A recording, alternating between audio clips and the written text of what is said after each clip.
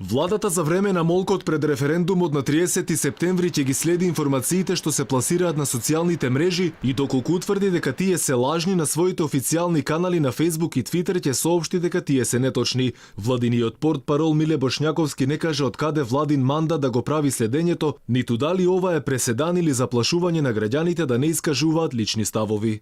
Имајќи ја во предвид штетата врз јавниот интерес која може да настане од лажна пропаганда во текот на референдумскиот молк, владата на Република Македонија најавува дека нема да дозволи граѓаните да бидат изложени на лажни вести. Ќе ги проверува фактите и ќе ги презентираме како влада пред граѓаните на Република Македонија. За познавачите на состојбите, ваквите владини изјави биле само заплашување на народот, кој како што велат немал друг медиум каде може да си го каже својот став освен социјалните мрежи. Цветин Чилиманов за Алфа вели дека власта била таа која периодов иницирала лажни вести, па затоа сега се плаши од тоа.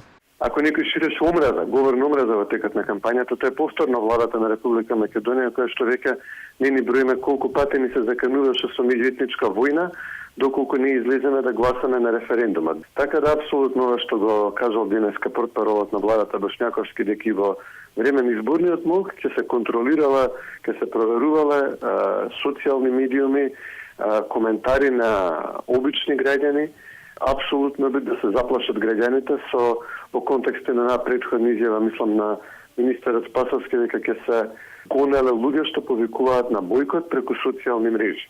Значи, ова јасно го покажува демократскиот капацитет на оваа влада и сега еве ќе се закануваат на обични граѓани, на луѓе револтирани од ова што се случува, кои што немаат никаква друга институционална поддршка освен пристап до интернет и пристап до Facebook или Twitter. Ова е срамот, ова е скандал денеска.